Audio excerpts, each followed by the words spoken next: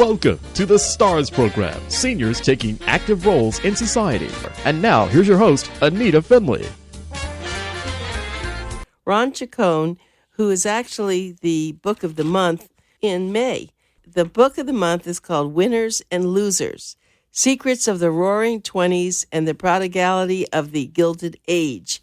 Now, Ron, thank you for calling us. I know you're up in the Treasure Coast, aren't you? Good morning, Anita. Yes, I am. Good morning. And I have really been so excited about talking to you, especially your book, which brings back a lot of history of very popular people whom I really didn't know that much about. I knew their names. So why don't you, here you were. You didn't write the book at the time because you were a registered investment banker for so many years. Had you always wanted to write a book about these things? Oh, yes. I was so involved in history and all of the various ramifications that had happened to people individually in history that it was exciting for me to write it, and it was easy for me to write it because the words just flowed as I went along with it, Well, the book that I wrote has really 10 standalone chapters, so it's hard to get bored with it. It's a narrative of legends that in most cases no longer survive, except in the pages of tomes written by authors like me. But in this book, in the 10 chapters, I start out with, for instance, John Ringling in the very first chapter. He was the man who gave America some of the most heart-stopping times they ever knew because he was the impresario of the center ring in the circus and came to not only Madison Square Garden, but every small town and hamlet in the country. Well, I think Beautiful. Even more than that, when you just said something about it, yes, he, of course, brought in the elephants and he brought all the entertainers, but I think then other kinds of entrepreneurs and people today, it's all really a throwback from that, even when you see the Cirque du Soleil and all. I mean, it all started with his idea of bringing people together, didn't it? Oh, it's true. It was so exciting when the circus came to town. I remember in our small town where I grew up, they used to unload the circus down at the train station downtown. And then they'd have this great parade with the animals and everything out to the fields where they were going to set up the tents. And I always remember the stardust, and not the stardust, but the sawdust in the various tents that they set up. And especially you focused on what they called the center ring. And that was exciting. It was exciting for all of us and all the kids on the street. We all went trooped down to the train station to see the animals, see the elephants, and see the tigers, and all of that. And it was beautiful. And were you ever one of the little kids that wanted to run away and join the circus? Well, of course. I think every little kid did. But my better sense took over. I like the comfort and eating well, Well, tell us what the man was like, because you really did delve into that. Just what kind of a person was he? John Ringling was actually, he was an entrepreneur. He really was. He started out when he and his brothers actually started the circus. But his first event in the circus was as a clown. And he went on from there, and he eventually was the front man for the circus. In other words, he traveled to the towns ahead of the circus appearing there to set up those situations and also find the right towns for the circus to evolve in, because he wanted to make sure that the people were employed and that there would be enough of a audience there to make it profitable for the circus to appear there. So he did a lot of traveling. But he was also a man that wanted to be more than just a circus man. And I know that he tried to do the things that the Rockefellers would do, or the Pulitzers, or the other people of the Mellons. So he collected art, and he became very astute at that. And in the chapter that I have on him, I do get into that, where he buys paintings in Europe. And he, by the way, he loved Italy.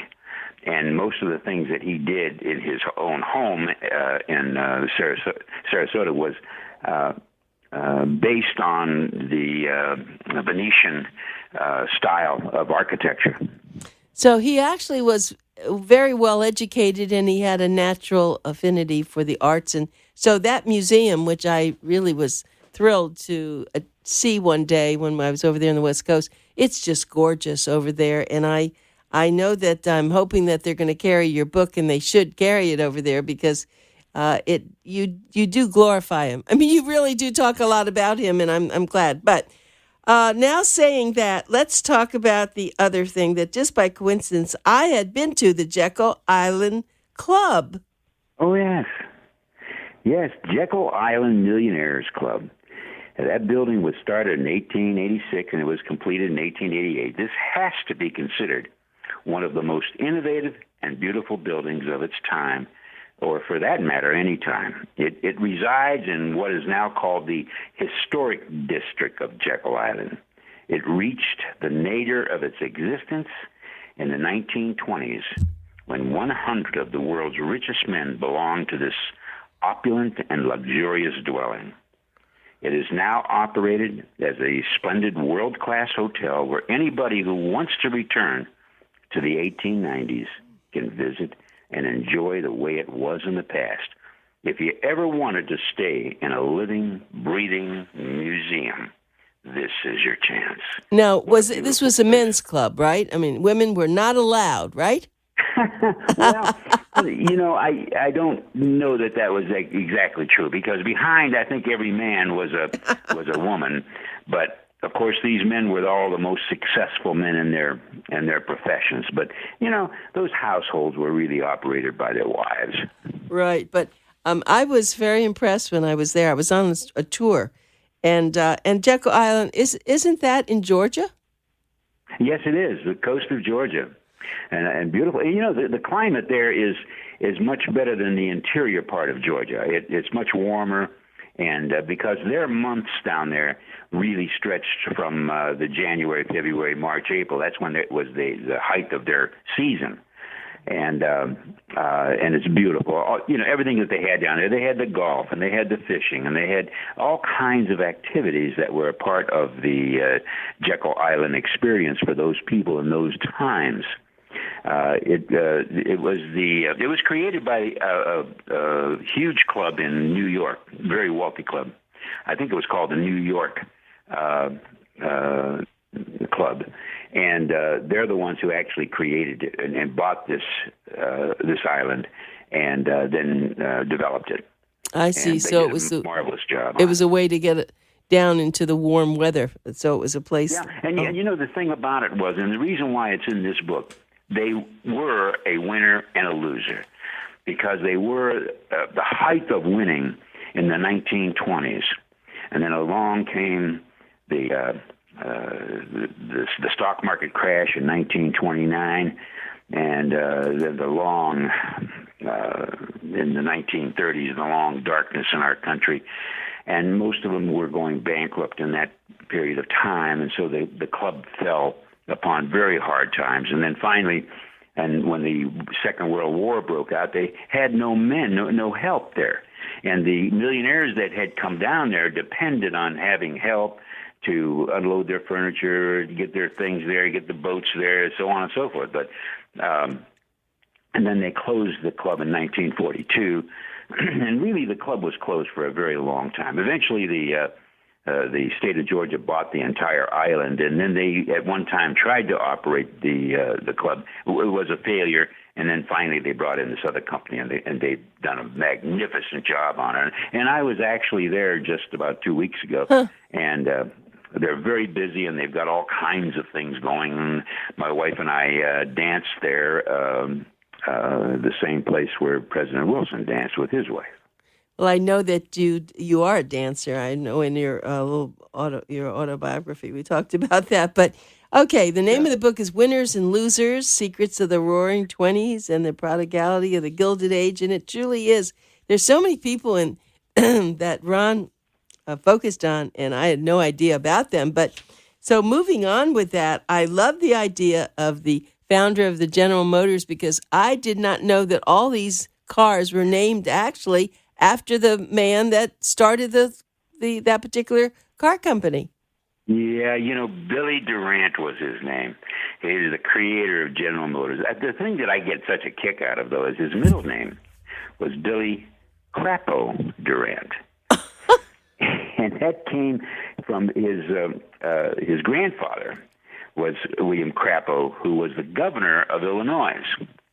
But that always was it just made me laugh when I read that. But Billy Durant, he was a bon vivant. He never was one to stop and smell the roses. I mean, he was always on the go. He was always buying things, getting into things. He had this great vision for America, and he was a person that was very reliable. I mean, when many times people had made investments with him, and they didn't work out, he would reimburse them from his own pocket, even though the company might have went bankrupt. And but he would see to it that they were taken care of, and that worked to his advantage in later years also because people trusted him. And Right. that was the thing. Yeah, and of course, that whole history of the automobile. I mean, we think of Ford, and we think of all and also, wasn't there a man named Chevrolet?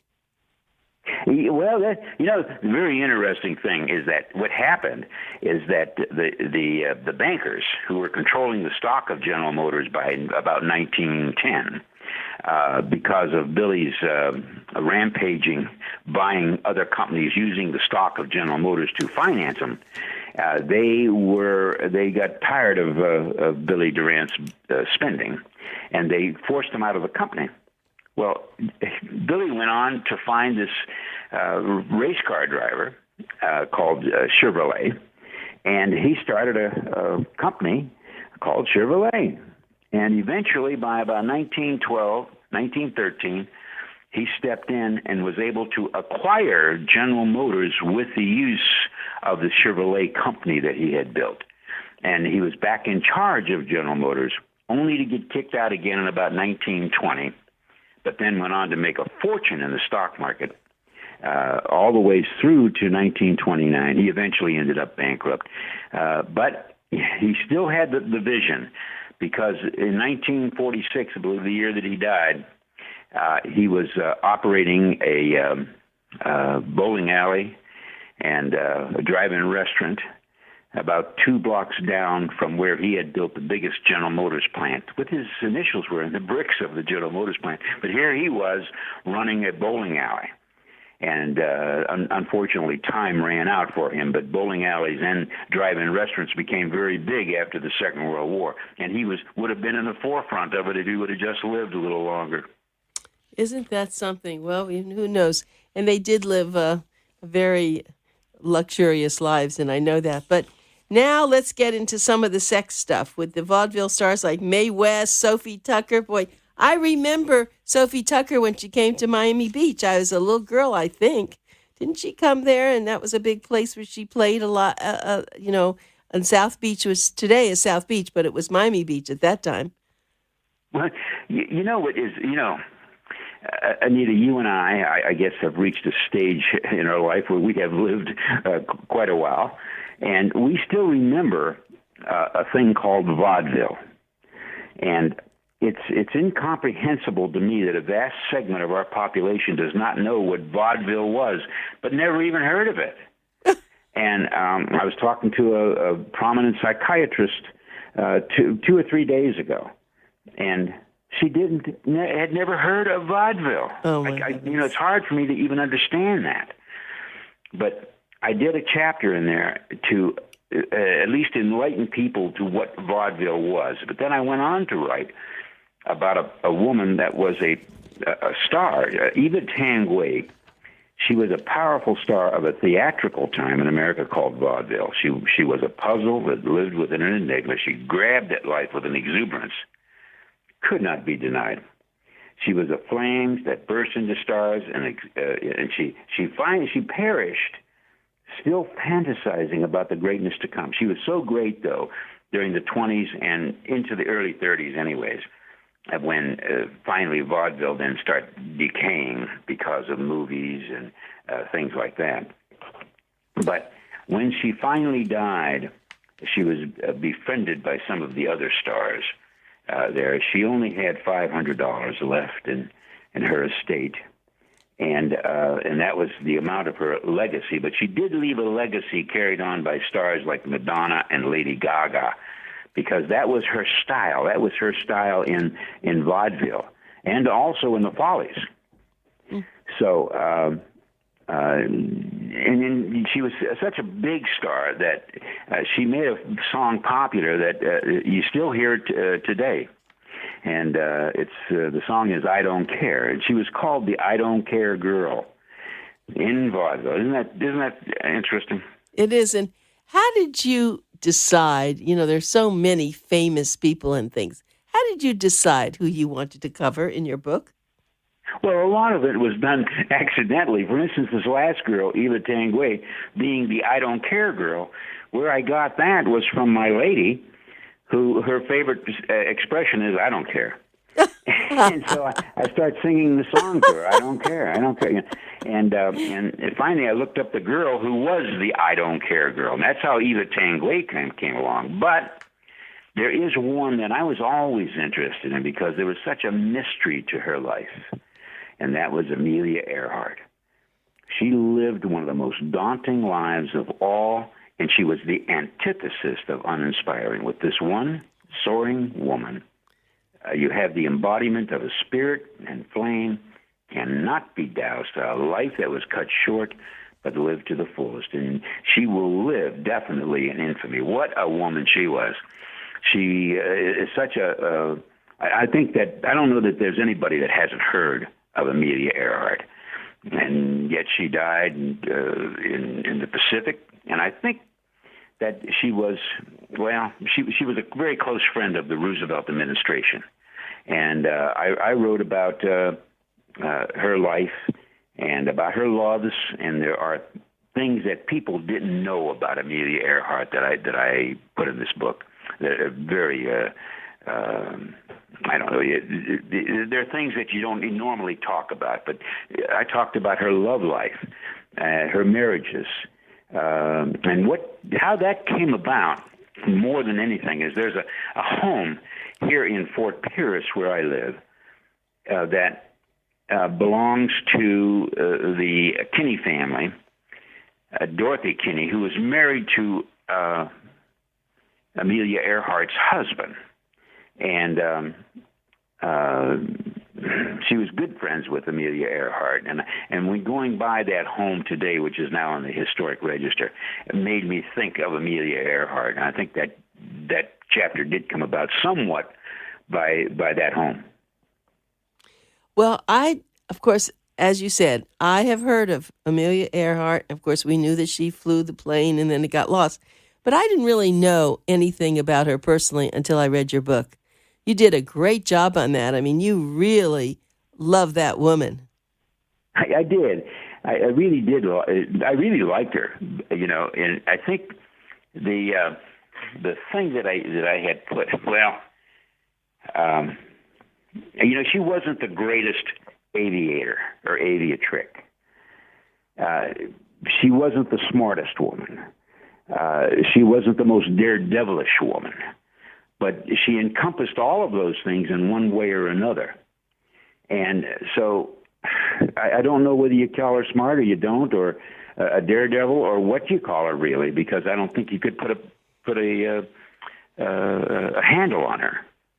That's interesting too, isn't it? Yeah, it really is. And she was unusual at that time, of course, because we didn't have females who were so adventuresome and flying planes. I mean, that was just amazing to me. So, I thought she was a very, very good subject for your book. I think that's what makes your book so interesting.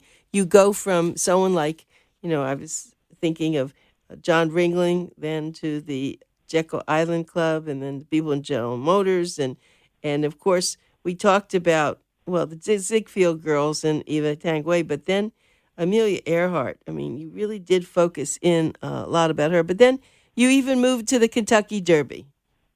Oh, yes. And gambling. Yeah, and this is interesting, I think. There is a chapter in the book called One for the Road.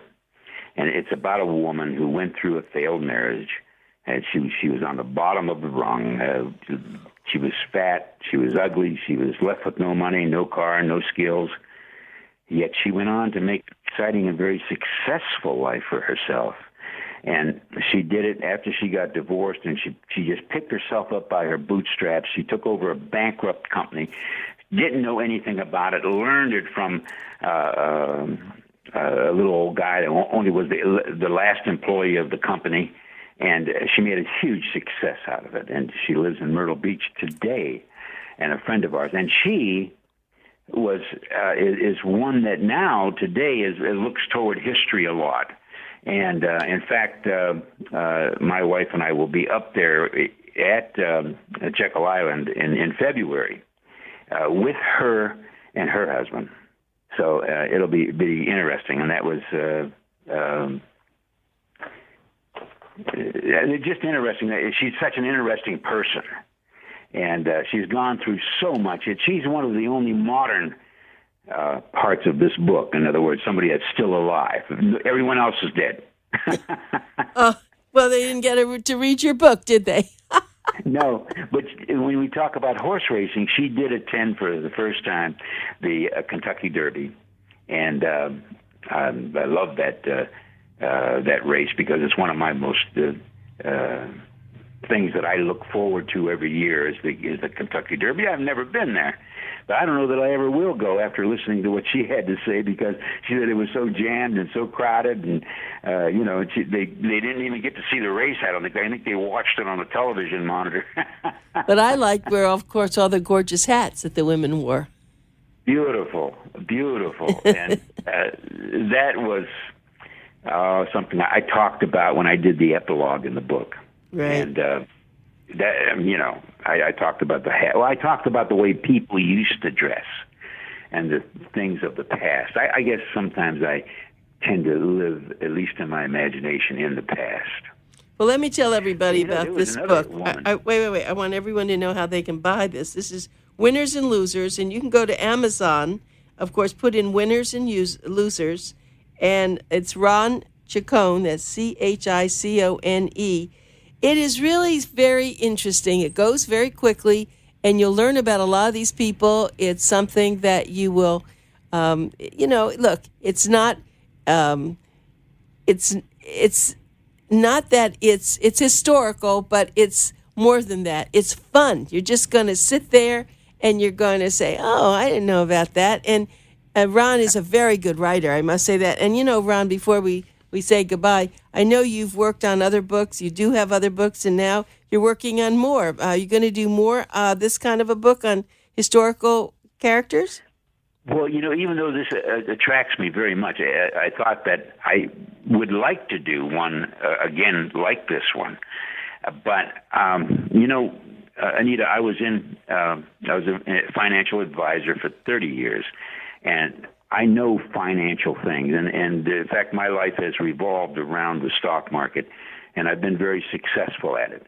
And I thought maybe this next book that I would do would be on financial things, and I'd like to mention Jesse Livermore. He was noted as the greatest stock trader that ever lived, and I still follow many of his dictums. And to him, money was just a way of keeping score. And even though he kind of passed away in an ignoble fashion, he was kind of my hero in the financial world. Jesse Livermore was his name.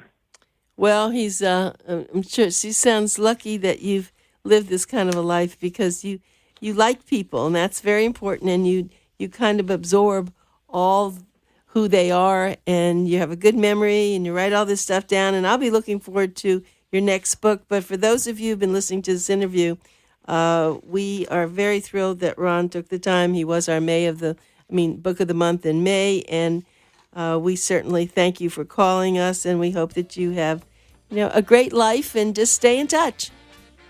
Thank you, Anita. I appreciate everything that you have done for me. Well, it's my pleasure, really, Ron. You have felt very good about it, too. Good. Okay, well, take care of yourself and have fun over there at Jekyll Island. Thank you, darling. Okay. Bye-bye. Bye.